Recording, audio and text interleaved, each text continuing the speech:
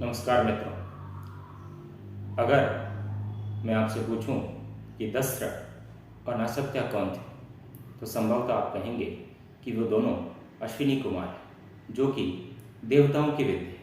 अगर मैं आपसे फिर कहूं कि अश्विनी कुमार आज भी दो रूपों में हमारे बीच में हैं, हमारे साथ में ही रहते हैं, तो संभवतः आप पूछेंगे कि वो दो रूप कौन कौन से हैं जिस रूपों में अश्विनी कुमार हमारे साथ में रहते हैं। इसलिए बताया गया है परिश्रमो मिताहारो भूगतो अश्विनी श्रुतो, यानी परिश्रम यानी व्यायाम और मित आहार यानी सम्यक मात्रा पूर्वक आहार ही ये दो रूप हैं जिस रूपों में अश्विनी कुमार आज भी हमारे साथ में रहते हैं और इन दो रूपों के माध्यम से हमें स्वास्थ्य देते रहते हैं।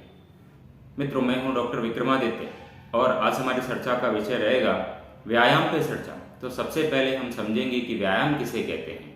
व्यायाम यानी शारीरिक गतिविधि या फिजिकल एक्टिविटी जिससे हमारा शारीरिक और मानसिक स्वास्थ्य अच्छा रहता है, शरीर बल बढ़ता है और इम्यूनिटी स्ट्रांग होती है। व्यायाम के मूलतः 3 प्रकार हैं। सबसे पहले यौगिक व्यायाम, दूसरा दैविक व्यायाम और तीसरा शारीरिक व्यायाम। शारीरिक व्यायाम के 2 प्रकार हैं, व्यक्तिगत व्यायाम और सांघिक व्यायाम। सांघिक व्यायाम जैसे फुटबॉल खेलना, वॉलीबॉल खेलना, क्रिकेट खेलना, कुश्ती खेलना, ये सभी आते हैं। और व्यक्तिगत व्यायाम जैसे वॉकिंग करना, जॉगिंग करना, दंड बैठक लगाना, ये सभी इसमें आते हैं। तो अभी हम व्यक्तिगत व्यायाम कब करना चाहिए, कितना करना चाहिए और इससे होने वाले फायदों के बारे में देखेंगे। व्यायाम को हमेशा सुबह खाली पेट यानी एम्प्टी स्टोमक में ही करना चाहिए।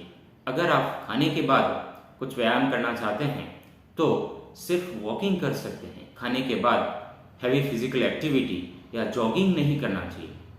व्यायाम कितना करना चाहिए, इसमें वाग्भट जी कहते हैं कि अर्धशक्त्या निषेवेस्तु बलिभिः स्निग्ध भोजिभिः, यानी जो लोग बलवान हैं, जिन्हें कोई रोग नहीं है और भोजन में घी, दूध और मिठाई का नित्य उपयोग करते रहते हैं, ऐसे लोगों के लिए सर्दी की ऋतु में अर्धशक्ति व्यायाम करने के लिए कहा गया।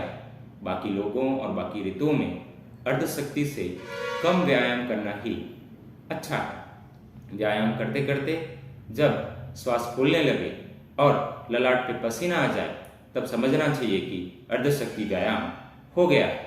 कई लोग हमारे पास आते हैं और पूछते हैं कि कुछ ऐसी दवाई बताइए जिसके उपयोग से हम बीमार ना पड़ें। तो मैं उनसे कहता हूँ कि ऐसी दवाई तो हम सबके पास है जिसके नित्य उपयोग और नित्य अभ्यास से हम बीमार नहीं पड़ेंगे, हम स्वस्थ ही रहेंगे, और वो है व्यायाम। जो लोग नित्य व्यायाम करते हैं उनकी अग्नि बहुत अच्छी रहती है, डाइजेशन बहुत अच्छा रहता है, जिसकी वजह से दोष क्षमावस्था में रहते हैं और कम से कम बीमार पड़ते हैं।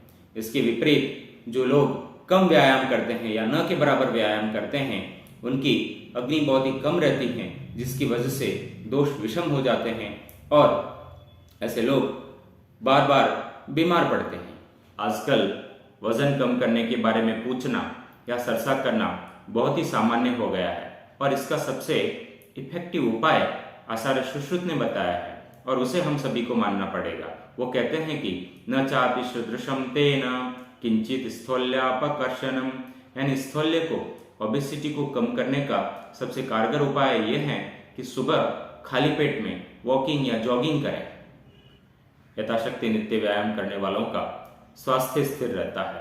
उनका स्वास्थ्य छोटे मोटे खान पान में बदलाव या मौसम के बदलाव से प्रभावित नहीं होता है। आचार्य सुश्रुत व्यायाम के महत्व को बताते हुए कहते हैं कि जिस प्रकार सिंह या शेर को देखकर हिरण इत्यादि जानवर उनसे दूर ही रहते हैं, ठीक उसी प्रकार नित्य व्यायाम करने वाले लोगों से रोग दूर ही रहते हैं।